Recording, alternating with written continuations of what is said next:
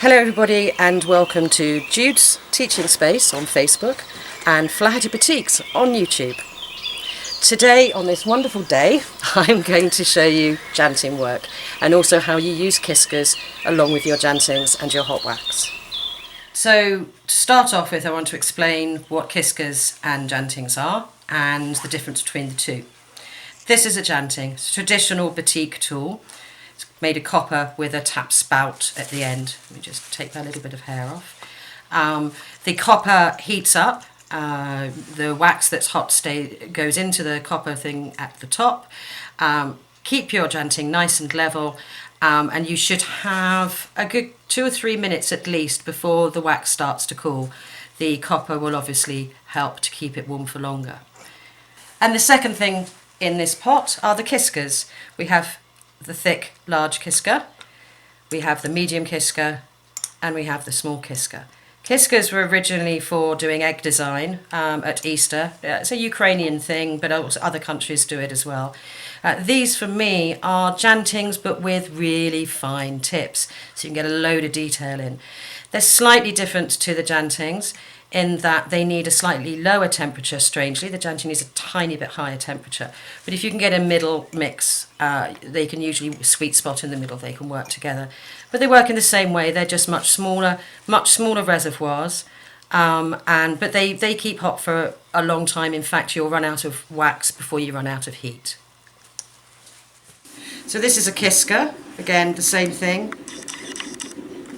The slower you go, oh look, and there's a blob. The slower you go, the thicker the wax will be, the deeper it will penetrate. The quicker you go, it won't. So you can actually draw, by going slowly, you can create really sharp lines. By going quickly, you can create thinner lines and ones that will actually disappear. So for instance, if I put a line here now and I want to line it out down the bottom, if I whiz straight down, I can get a next point that runs on the same vertical line by pulling it across. That comes with practice.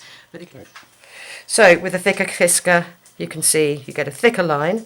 If I put it up here so you can see you've got the thinnest line, the thickest line. If you hold in one spot and go round, you can build up small areas. You can go faster, but you're more likely to leave a few imprints, so it's worth taking it off. So as you can see with both those techniques, I use a piece of cloth and I catch from the kiska, I drain it across the side to get rid of as much excess wax on the handle as you can. I then transfer it to the cloth.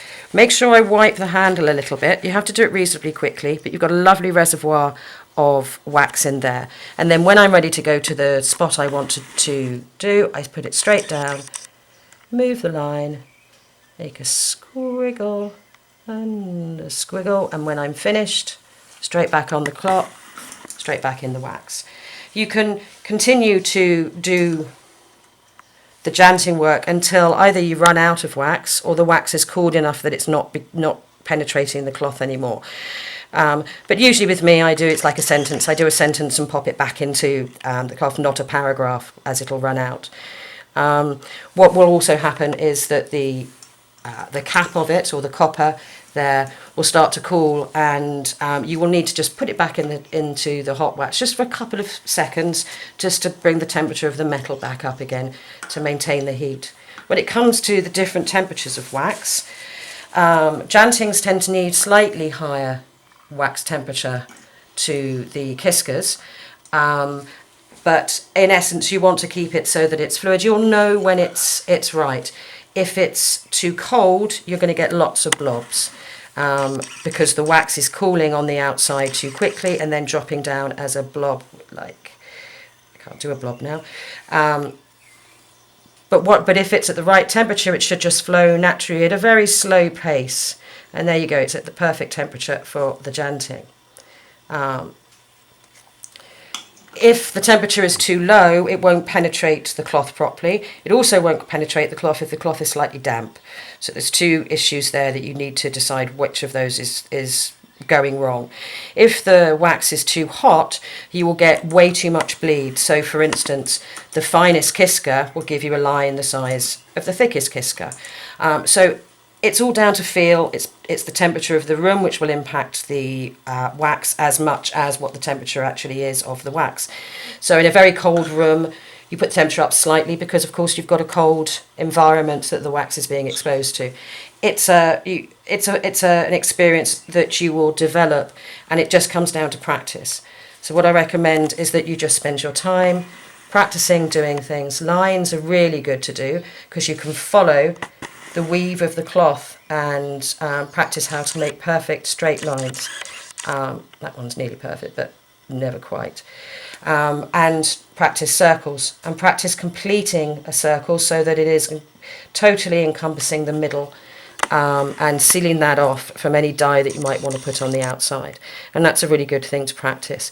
Plus just practicing copying lines that you've put on, complex lines, to see how good you are at following the lines. It needs a steady hand. But if you're not very steady with the kiskas, I recommend you go up a size in terms of the size of your batik and use the Tjantings. So just to discuss the alternative kiskas and Tjantings you can get. There are different types to kiskas. They look different to this. You need to find one that suits you. There are also very many different types of Tjantings. These are probably the cheapest ones you can buy. For me, they have way too fat a nozzle. And therefore the flow is far more uncontrollable than suits me. But you can get different types of what I would call more traditional, older style type of Tjantings, and you can get ones with bigger bowls on them. These are especially used for textile design, I believe. But really just find what suits you, what you feel comfortable with. It may take time to find your favourite Tjanting, but when you find your favourite Tjanting, it's your favourite for life. So what I want to show you here, a Tjanting. This one, it has two spouts. I picked that up along the way somewhere. But what I really want to show you is the fact that the wax seems to have gone green. The explanation for that is that the metal in the Tjanting reacts with the wax and creates a green tinge to the wax. It won't affect your textiles at all. The other thing which is going on in here, which I think you can probably see, is we've got lots of bits of debris, and I know there's quite a lot of ash in this. So from time to time I'll heat my wax up without any Tjantings in it. I have another saucepan like this. I sieve my wax through an old piece of cotton that I use with the batiking, and that takes a lot of the residue away, and then I have cleaner wax, but the green will always be there. When it comes to double boilers, I just want to share visually the way I keep my wax at the right temperature. Double boiler, top has got the wax in it, bottom has got water in it. Once your wax is melted, this is the sort of level of simmering that I usually have, that's usually best for me when it comes to the water underneath keeping the wax hot. It will be slightly different for everybody, but if the wax gets too hot and it starts to in any way give off vapour, take it straight off the heat and go outside and get some fresh air, or put it outside ideally, because you don't want to get it to that stage. But the monitoring of it really is just a case of turning up and down the heat source to try and get yourself a very gentle simmer on your water.